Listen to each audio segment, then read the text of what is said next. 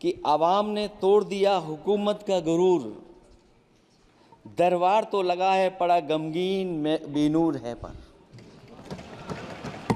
अध्यक्ष महोदय, दरबार तो लगा है पर बड़ा गमगीन बेनूर है। और पहली बार ऐसा लग रहा है हारी हुई सरकार विराजमान है। जनता कह रही है चलने वाली नहीं सरकार। अध्यक्ष महोदय, जनता कह रही है चलने वाली नहीं, ये गिरने वाली सरकार है। और क्योंकि ऊपर से जुड़ा कोई तार नहीं, नीचे कोई आधार नहीं, अधर में जो है अटकी हुई वो तो कोई सरकार नहीं। दरअसल पूरा इंडिया समझ गया है कि इंडिया ही प्रो इंडिया है। इस चुनाव में इंडिया अलायंस की नैतिक जीत हुई है। ये पीडीए इंडिया की सकारात्मक राजनीति, पॉलिटिक्स जो पॉजिटिव है, पॉजिटिव पॉलिटिक्स की जीत हुई है। ये इंडिया पीडीए की सोशल जस्टिस मुहिम की विक्ट्री है।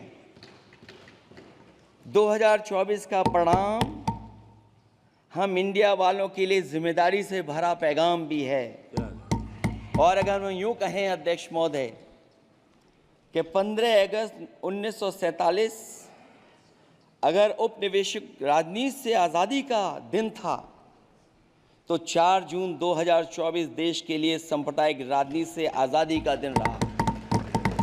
ये सांप्रदायिक राजनीति के अंत और सामुदायिक राजनीति की शुरुआत है। जहां सांप्रदायिक राजनीति का अंत हुआ है, वहीं सामुदायिक राजनीति की शुरुआत हुई है।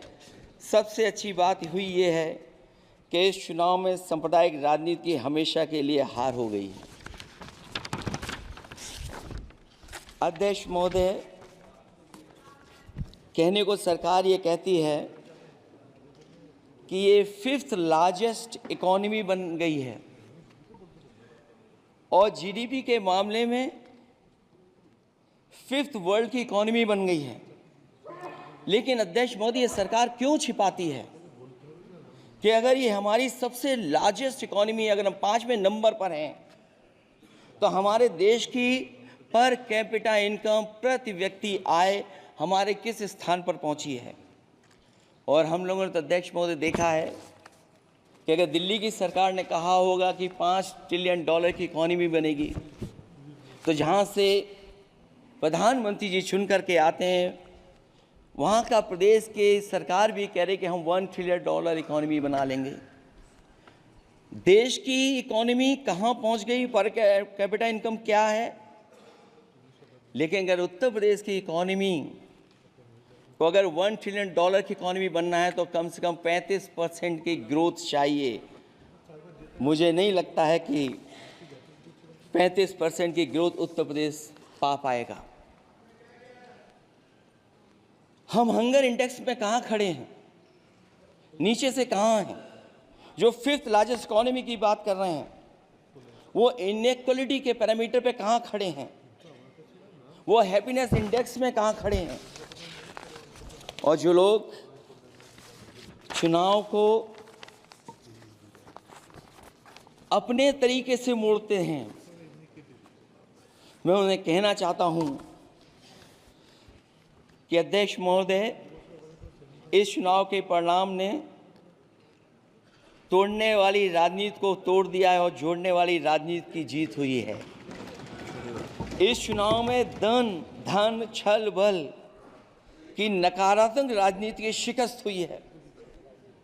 ये चुनाव जो देश का हुआ, ये सकारात्मक राजनीति का नया दौर शुरू हुआ है। इस बार प्रो कॉन्स्टिट्यूशन वालों की जीत हुई है। हम मानते हैं संविधान ही संजीवनी है, उसी की जीत हुई है। ये संविधान मंथन में संविधान रक्षकों की जीत हुई है। अब ऊपर से नीचे की राजनीति का अंत हो गया है। अब नीचे से जो समाज की जो आवाज़ उठेगी वही राजनीति का आधार बनेगी।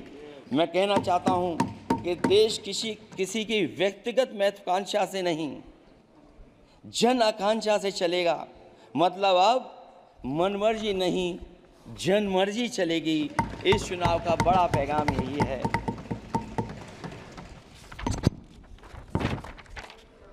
अध्यक्ष महोदय, बहुत सी बातें हुई हैं। अगर उत्तर प्रदेश की बात न हो, क्योंकि अध्यक्ष महोदय सबसे बड़ा प्रदेश जहाँ है, उसने हर बार दूसरे दल को समर्थन देकर के सरकार बनाई। मैं उन्हीं लोगों से कहना चाहता हूँ कि लोग क्यूटो की फोटो लेकर बनारस की गलियों से लेकर के गंगा जी तक ढूंढ रहे हैं।